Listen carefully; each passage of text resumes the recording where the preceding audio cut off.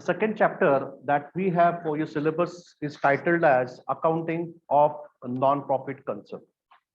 Not for a profit. Business which is not intended to earn profit are called as non-profit concerns. In short, they're called as NPC. They're called as NPC. So now when they don't earn profit, then why we have to prepare accounts? जर या संस्थेमध्ये नफा कमवायचा नाही, मग accounting कशाला केलं पाहिजे? तर उलट अशा कंपन्यांना अकाउंटिंग करणं गरजेचं आहे. Because the money is utilized for social cause. The money is contributed by people. And when people money is given, it is to be accounted for. तर नॉन प्रॉफिट कंपनीमध्ये त्यांना जे काही सेवा पुरवायची आहे त्यासाठी जो काही मनी कलेक्ट होतो तो पब्लिक कडनं गोळा होतो आणि म्हणून त्याचं अकाउंटिंग करणं गरजेचं आहे. ठीक आहे, प्रॉफिट नाहीये पण अकाउंटिंग गरजेचं आहे. अकाउंटिंग गरजेचं आहे कारण because people have given the money, people have given donations and that is why it is held accountable.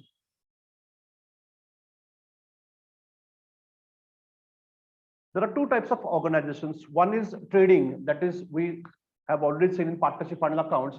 There are so many companies like we have Julie and Johnny, then we had Aarti and Babita. So there are so many partners who are doing business and they're earning profit, and the profit was shared equally or as per the ratio given or as per the capital ratio given.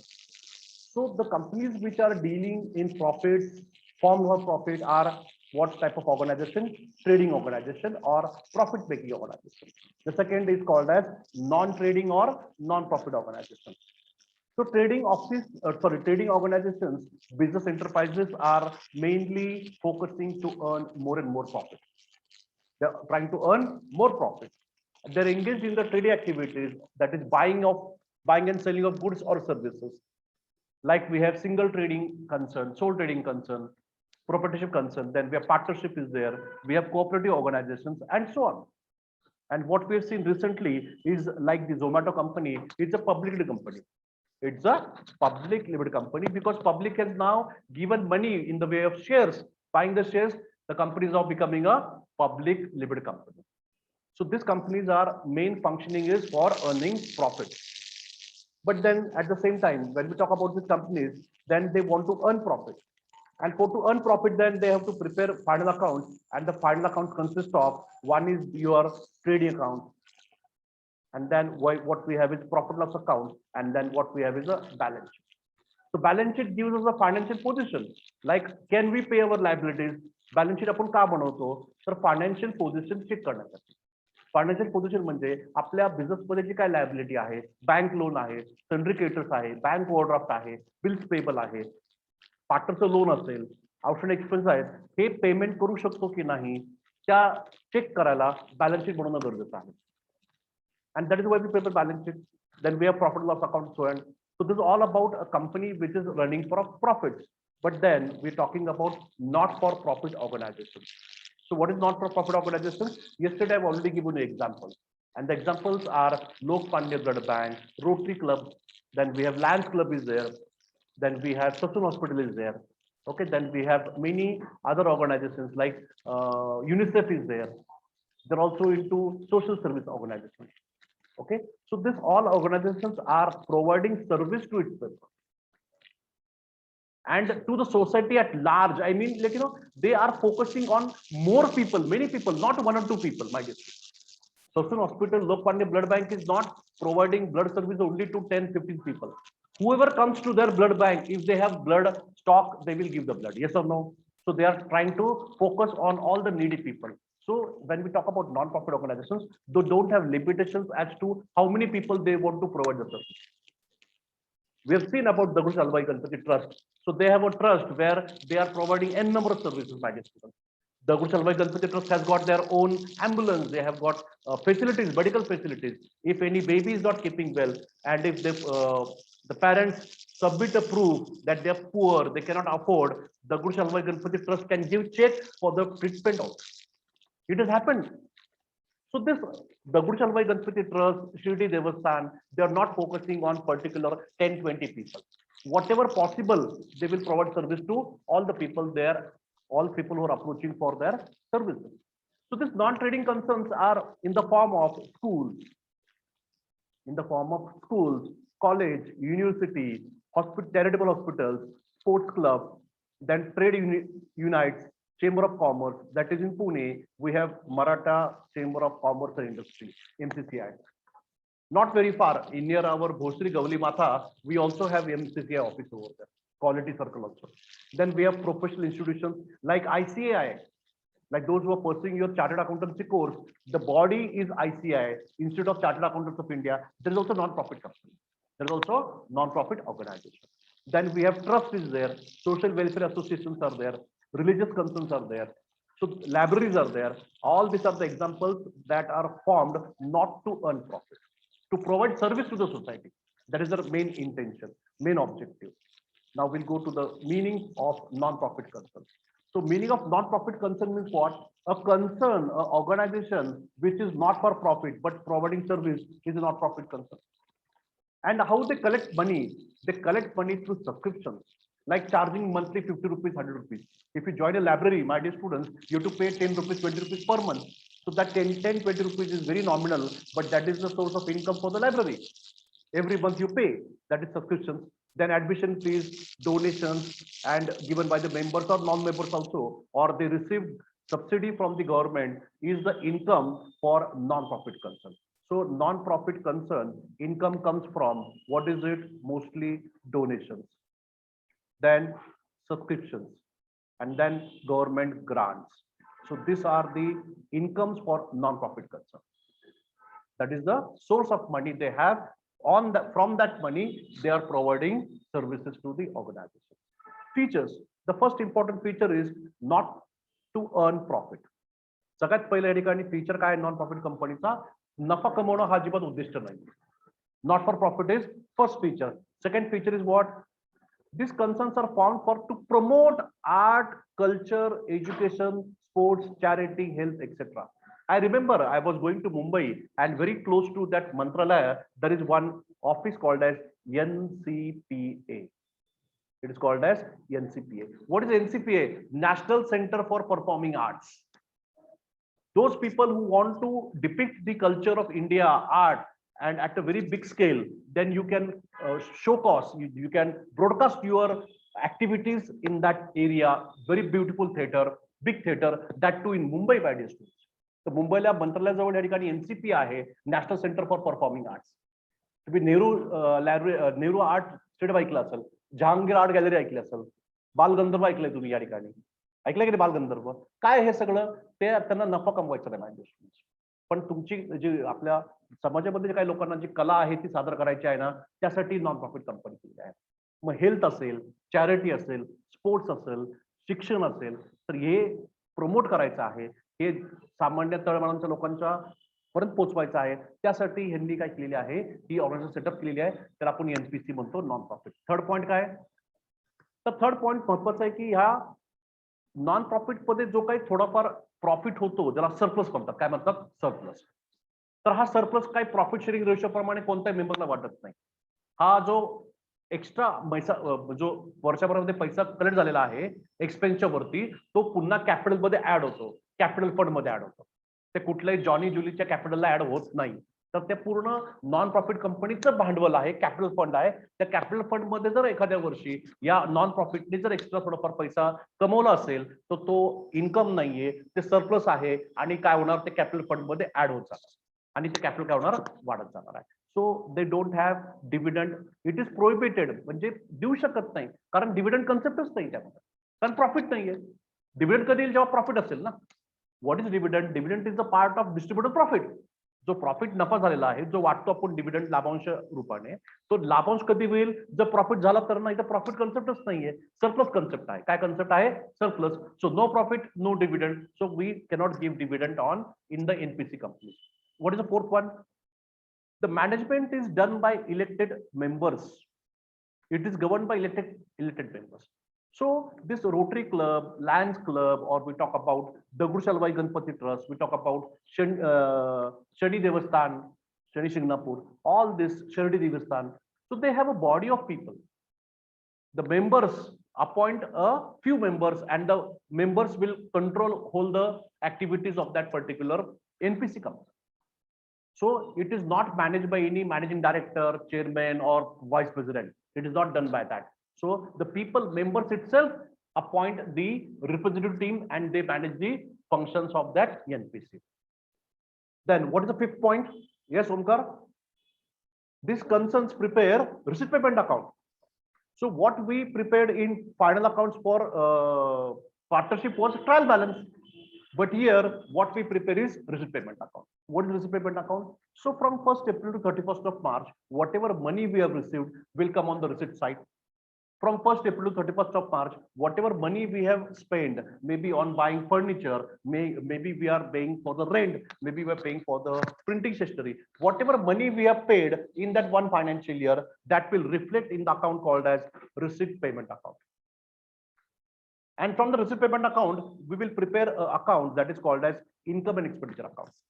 So income expenditure account will give a view, it will give a glance as to what sort of income they have earned, as to how much income they've earned, as to what expenses they've incurred in one financial year.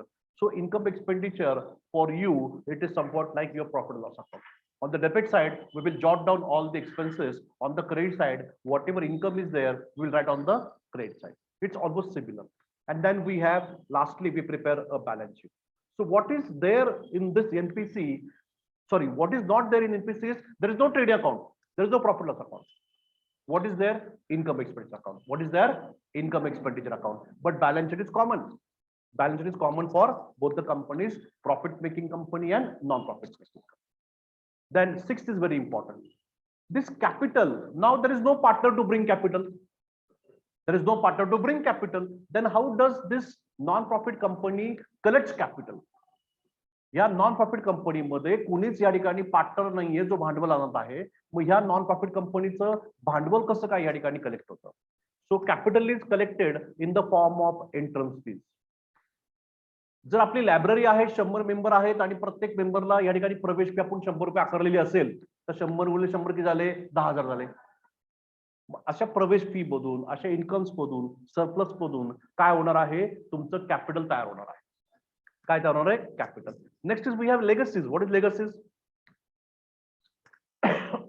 If any good person, good hearted person, kind hearted person lives a very good life, and at the end of his life what he does is he donates his money to the charity purpose.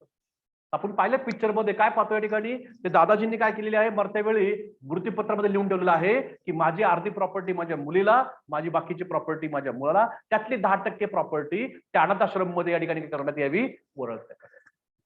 किंवा असंही होतं या ठिकाणी बऱ्याच वेळा की कुणी काहीच लिहून ठेवत नाही, त्याचं कुणीच नाहीये, माशी पण प्रॉपर्टी काय करून टाका, या देऊन टाका कोणाला तरी या नॉन प्रॉफिट कंपनीला. So legacy is what? It's like a will prepared by a person who is about to die and he wants to donate some amount of his property. That is called legacies. And then donations received for especially capital fund.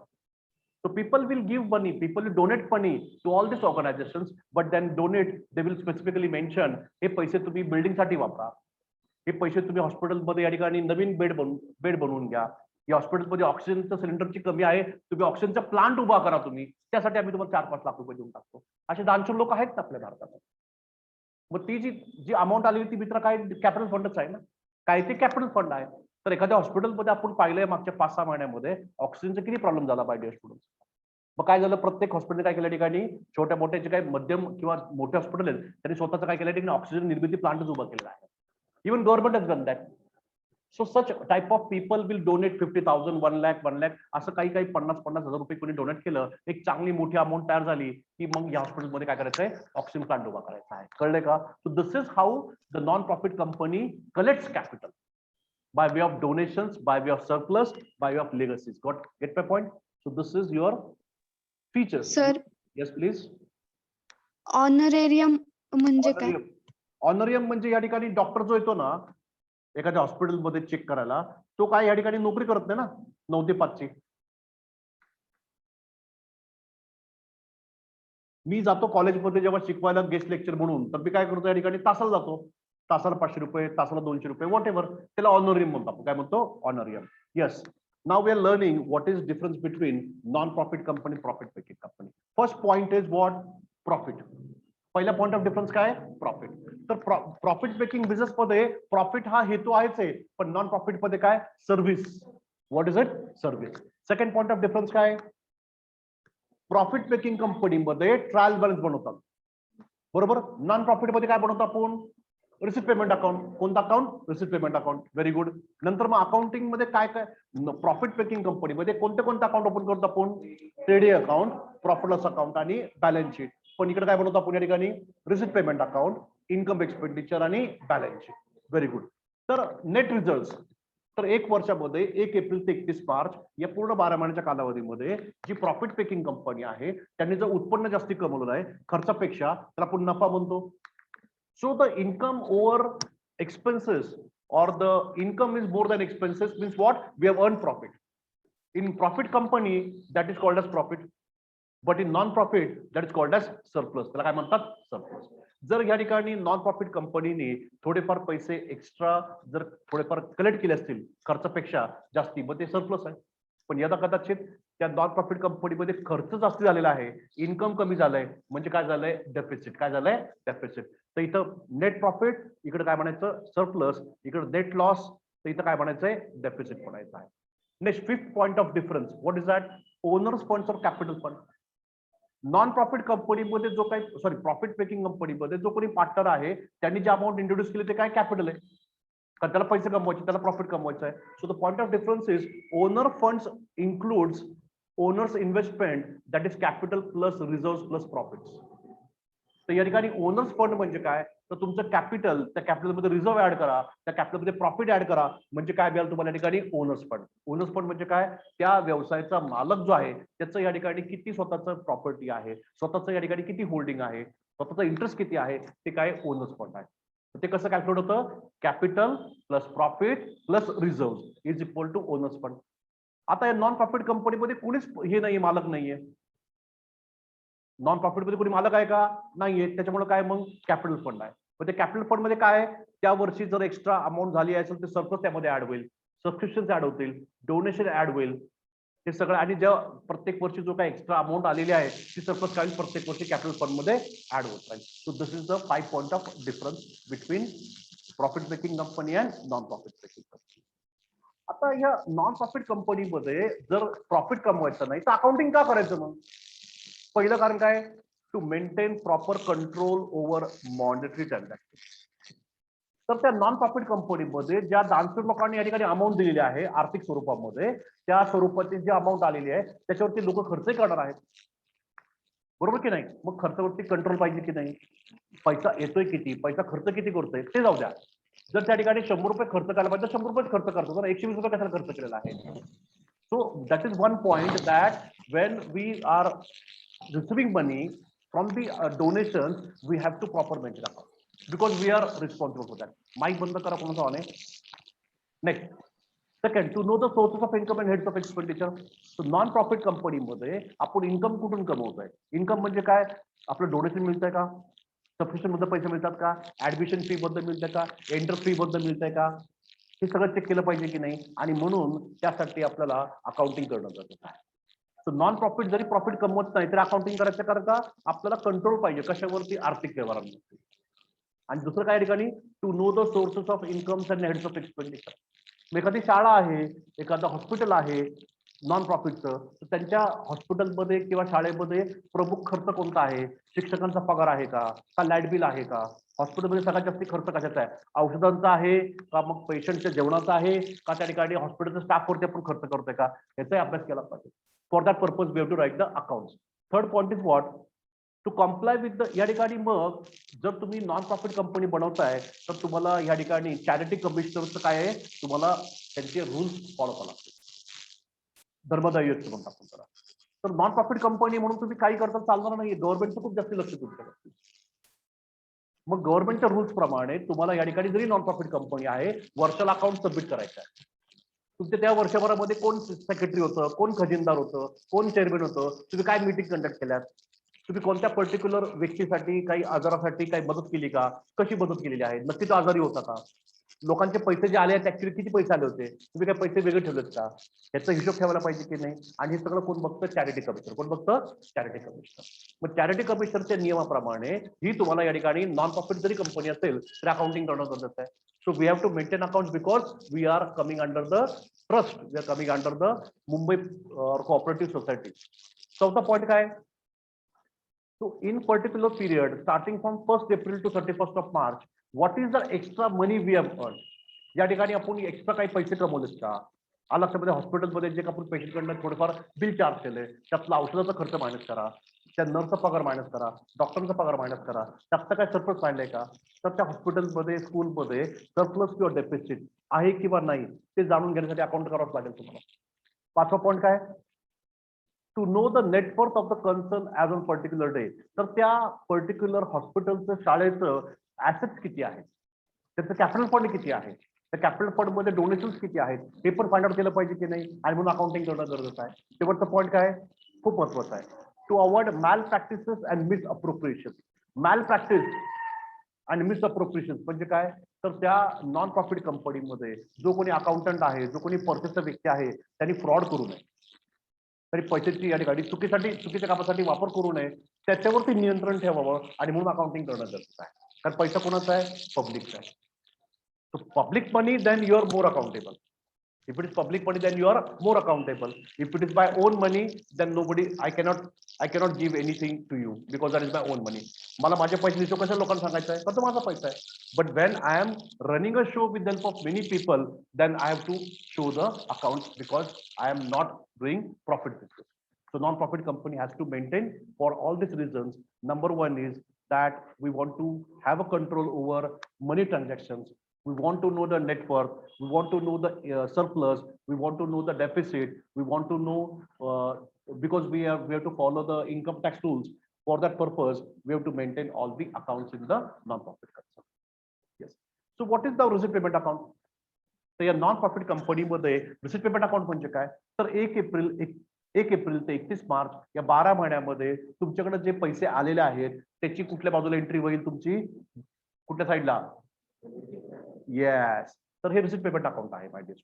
हा format आहे. Debit साईडला ह्या पूर्ण non profit मध्ये पैसे आले कुठून आणि पैसे गेले कुठं याचा हिशोब ठेवायचा आहे.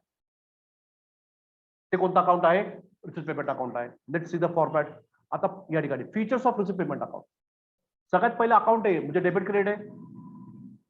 काय डेबिट क्रेडिट म्हणजे या काय असणार, एक पर्सनल अकाउंट असेल किंवा रिअल असेल किंवा नॉमिनल अकाउंट असेल. मग कोणतं अकाउंट आहे ते, real account. So receipt payment account is a real account. Receipt payment account is very similar to cash book. आपल्या बिझनेस आपण कॅश बुक मेंटेन करतो की नाही, पैसे आले पैसे गेले, पैसे आले की डेबिट, पैसे गेले की credit. So your receipt payment account is similar to your cash book. It includes all types of receipt payment. या ठिकाणी मग तो भांडवली पैसा येऊ द्या, भांडवली खर्च असू द्या, रोजचा खर्च असू द्या, पेमेंटची एंट्री करायची म्हणजे करायची. मग तुम्ही 10 रुपयाचा पेन आणा किंवा 1 लाख रुपयाची झेरॉक्सची मशीन आणा किंवा एक्सरेची मशीन आणा, एंट्री करायची. कारण का, ते कोणतं अकाउंट आहे, पेमेंट अकाउंट आहे. मग पेमेंट तुम्ही कशासाठी करताय, ऍसेट विकत घ्यायला करताय, खर्चाला करताय, दॅट इज इन मटेरियल. त्यामध्ये काही दुजाभाव नाहीये. पैसे खर्च केलेत, पेमेंटला एंट्री करायची. पैसे आलेत, रिसीट साईडला एंट्री करायचे. मग पैसे आले कसे, डोनेशन, ऍसेट विकली असेल, मागचं कलेक्शन केलं असेल, जे काही पैसा आलेला आहे त्या नॉन प्रॉफिट कंपनीमध्ये तो डेबिट साईडला, जो काही पैसा गेलाय तो कोणत्या साईडला, क्रेडिट साईडला. येस, काल आपण बघितलंय की पैसा येतो तो 2 कारणासाठी. रिसीट साईड काय, पहिलं कॅपिटल रिसीट्स. काय पहिलं, capital receipts. Yes, what is capital receipts, specific कामासाठी पैसे मिळालेले आहेत. तुम्ही ही शाळा लहान पडते, तुम्ही मोठी शाळा का बांधत नाही, पैसे नाहीयेत. अहो कसं कसं पैसे नाहीयेत, जो कोणी जुना विद्यार्थी तुम्हाला भेटायला येतो त्याकडनं 1000-500 रुपये घेऊन ठेवा. असं 500, 1000, 500, 3-4 वर्षामध्ये अमाऊंट होईल, बांधून टाका छोटी बिल्डिंग शेजारी. होऊ शकतं की नाही होऊ शकत का, मग हे काय तुमचं कॅपिटल रिसीट्स आहे.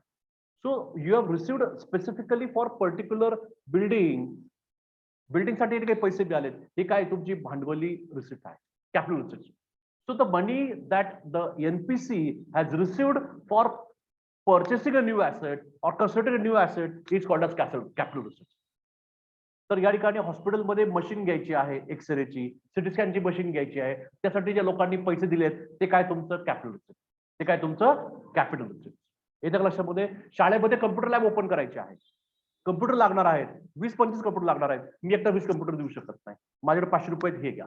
असे 500 रुपये करून कशासाठी दिले? ते कम्प्युटर विकत घ्यायला. म्हणजे काय? ते कॅपिटल रिसीट. काय ते? Capital receipt. कळलं? What is capital receipt? So all the money received by NPC for the purpose of purchasing any asset is called as capital receipts. Then second is what? Revenue receipt. कोणते receipt? Revenue. तर ह्या ठिकाणी ओमकार आहे, तन्मय आहे, प्रणव आहे, त्यांचा birthday आहे, त्यांची इच्छा आहे की हा बर्थडे आपण चांगल्या लहान मुलांबरोबर साजरा करावा. मोठ्या मुलांबरोबर साजरा करून तोंडाला केक लावण्यापेक्षा तो केक कुणाच्या तोंडात गेला तर तो गोड लागेल, है की नाही? तसे पावडर लावतात ते तिघं पण, छान चकाचक केक ते, त्याला तोंडाला पेस्ट पावडर लावायची गरज नाहीये, सॉरी केक लावायची गरज नाही, क्रीम केक. तर या ठिकाणी मग ओमकार आणि यांनी सगळ्यांनी मिळून जी काही रक्कम काढलेली आहे आणि ती एका लहान मुलांच्या अनाथ आश्रम मुद्दाम केलेलं आहे की मुलांना घ्या, चॉकलेट आणा, पेन्सिल आणा, काही खाऊ घेऊन या. हे कोणतं रिसिप्ट आहे? पण रेव्हेन्यू रिसिप्ट. कोणती रिसिप्ट आहे? रेव्हेन्यू. त्यातनं त्या मुलांना काही या ठिकाणी सायकल घ्या, गाडी घ्या, कम्प्युटर घ्या, फॅन घ्या, असं काय का नाही, खर्च करा. मग जी अमाऊंट खर्च करायला मिळालेली आहे ती काय? तुमची रेव्हेन्यू रिसिप्ट. काय ती? Revenue receipt. कळलं का? रेव्हेन्यू रिसिप्ट म्हणजे काय? मग पेमेंट पण तसंच आहे. पेमेंट दोन करण्यासाठी आपण बघितले काल. कोणतं पेमेंट आहे? मग ऍसेट परचेस करायची, कॅपिटल एक्सपेंडिचर. काय ते? Capital expenditure. So capital expenditure is for what? For buying assets. नवीन कॉट घ्यायचे आहेत, नवीन सोनोग्राफी मशीन घ्यायची आहे, ऑपरेशन थिएटर बनवायचं आहे. ही कोणता खर्च आहे? भांडवली खर्च आहे. कोणता खर्च आहे? भांडवली. स्कूलमध्ये बेंच घ्यायचे आहेत, स्कूलमध्ये बेंच घ्यायचे आहेत, त्या ग्राउंड चांगलं या ठिकाणी काय करायचं आहे? त्या जिम मध्ये नवीन साहित्य आणायचं आहे, ते कोणता खर्च आहे? मग भांडवली खर्च आहे. Capital expenditure. कोणता आहे तो? Capital expenditure. So we have two things, receipts, capital receipts, and we have capital expenditure. जी अमाऊंट ऍसेट विकत घेण्यासाठी खर्च केलेली आहे त्याला आपण काय म्हणतो? Capital expenditure. काय म्हणतो आपण त्याला?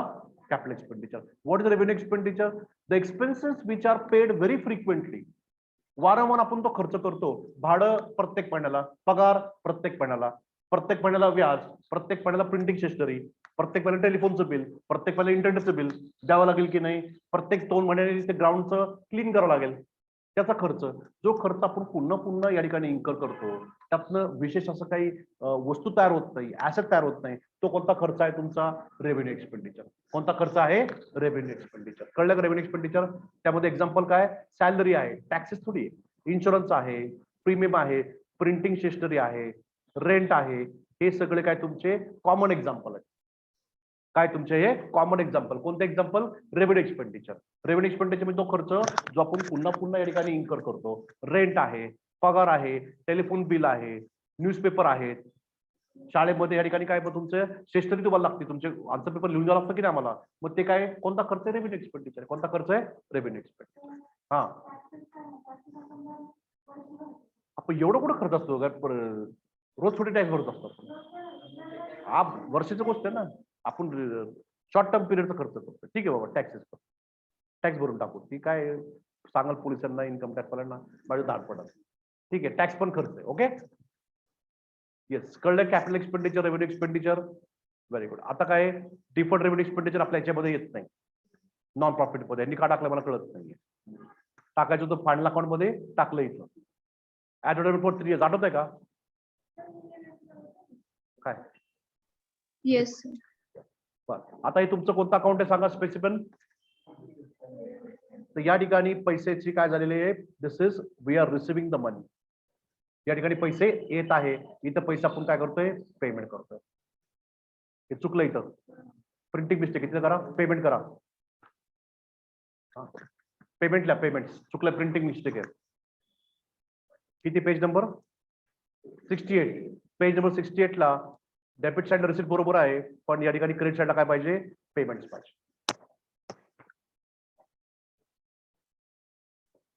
काल आपण पाहिलंय पेमेंट मध्ये काय होतं? पेमेंट मागच्या वर्षाची लायबिलिटी दिली का, ऍसेट विकत घेतली का, या वर्षी खर्च केलाय का, त्यासाठी आपण पेमेंट करतो. आणि ते आयडेंटिफाय करायचं. काय करायचंय? आयडेंटिफाय. तर या ठिकाणी बघा, पगार दिलाय. सगळ्यात पहिलं काय? मागच्या वर्षीचं लोन घेऊन आपण अकाउंट चालू केलेलं आहे. आपण कर्ज घेऊन काय करतो? ठिकाणी पैसे घेतोय किंवा देतोय, ओपनिंग बॅलन्स. मग काय? पगार दिला, भाडं दिलं, प्रिंटिंगचा खर्च केला, इतर किरकोळ खर्च, बँकेचं व्याज दिलं, लाईट बिल भरलंय, ऑडिट फी देऊन टाकली, टुर्नामेंटचा खर्च आहे, कामगारांचं त्या ठिकाणी वेतन आहे, स्पोर्ट्स मटेरियल विकत घेतलंय, इन्शुरन्स केलंय, टेलिफोनचं बिल भरलंय, हे सगळं काय पेमेंट आहे. सगळं काय हे पेमेंट आहे. समजतं का मित्रा? Bank charges, postage, conveyance, annual gathering, fix deposit ही ऍसेट आहे, फिक्स ऍसेट ही ऍसेट आहे. मग या ठिकाणी काय पुस्तकं विकत घेतले, फर्निचर, बिल्डिंग, इन्व्हेस्टमेंट, हे सगळं काय तुम्ही ऍसेट या ठिकाणी काय घेतलेले आहे, प्रोक्युअर केलेले आहे. नंतर काय न्यूजपेपर कोणता खर्च आहे, तुमचा खर्च आहे काय, ते एक्सपेंडिचर आहे. ऑफिसचा खर्च काय एक्सपेंडिचर आहे, रिपेअर्स काय एक्सपेंडिचर आहे, आणि क्लोजिंग बॅलन्स काय तुमची ऍसेट आहे. काय ही ऍसेट काल आपण पाहिलंय. आणि दोनशे साईडला काय तर पैसा आलाय, पहिलं ओपनिंग बॅलन्स आहे मागच्या वर्षीचा यावर्षी घेतलेला ओपनिंग बॅलन्स. मग काय केलं आपण या ठिकाणी प्रत्येक महिन्याची जी मेंबरशिप फी आहे, सभासद फी आहे ती घेतलेली आहे. लायब्ररीचे रोजचे महिन्याचे 50 रुपये, 100 रुपये घेतो की जिम जास्त की 100-200 रुपये, ते काय तुमचं सबस्क्रिप्शन आहे. मागच्या वर्षीचं कलेक्शन केलंय, चालू वर्षाचे, पुढच्या वर्षीचे. प्रवेश फी, ऍडमिशन फी, अजीवन free, life time membership fee घेऊन टाकली आपण. नंतर काय घेतलंय लेगसीज, गव्हर्नमेंटची ग्रांट, डोनेशन रोजच्या कामासाठी, डोनेशन स्पेशली बिल्डिंग बांधण्यासाठी किंवा बक्षीस देण्यासाठी, डिव्हिडंड मिळालंय. आपला जो हॉल आहे लायब्ररीचा तो भाड्याने दिलेला आहे, ते भाड्याचा म्हणजे हॉल भाड्याने देऊन थोडेफार पैसे मिळवलेत, ते काय hire rent of hall. Sakhubai Gawali उद्यान गार्डन आहे तिकडे, त्या हॉल आहे का आतल्या बाजूला आहे की नाही, नॉमिनल अमाऊंटला भेटतो की नाही आपल्याला तो, 500, 100, 1000 रुपये देऊन काय हॉल भेटतो की नाही. तसाच आपण जर दुसरीकडे घ्यायला गेलं किती द्यावं लागेल, 10,000 द्यावं लागेल, 10 ते 20,000. तो हॉल केवढा आहे 1000 रुपये. आता कळलं एक्झाम्पल काय नॉन प्रॉफिट. छोटीच अमाऊंट घ्यायची, नॉमिनल अमाऊंट घ्यायची. नंतर काय या ठिकाणी सन्ड्री इन्कम, जुनं काय रद्दी असेल ती विकून टाकली, न्यूजपेपर विकून टाकलेत. इतर काही या ठिकाणी लॉकरचं भाडं घेतलंय. काय घेतलंय, लॉकरचं भाडं घेतलेलं आहे. तुम्ही जो रोज जाता या ठिकाणी समजा स्पोर्ट्स खेळायला किंवा जिम मध्ये, तर तुमचं काही साहित्य तुम्ही ठेवून देता, रोज कशाला घरी येऊन जायचंय, लॉकर मध्ये ठेवायचंय. लॉकरचं भाडं घेतलंय, ते काय तुमचं locker rent. Tournament receipts, cricket fee, tuition fee, term fees, दंड आकारलेला आहे, लॉकर रेंट घेतलंय, एक्झामची फी घेतली. हे सगळं काय आहे नॉन प्रॉफिट कंपनीमध्ये पैसे येण्याचे हे कारण आहे. आणि मग काय या ठिकाणी चुकून जर जास्ती पेमेंट झालं असेल तर बँकेत कर्ज घेऊन आपण पेमेंट केलेलं आहे, म्हणजे आपण बँकेला लोन देणं आहे. हे तुमचं काय निगेटिव्ह बॅलन्स. काय तुमचा निगेटिव्ह बॅलन्स. हा तुमचा काय आहे पॉझिटिव्ह बॅलन्स. कळलं घरचं पेमेंट अकाउंट सगळ्यांना, येस ऑर नो?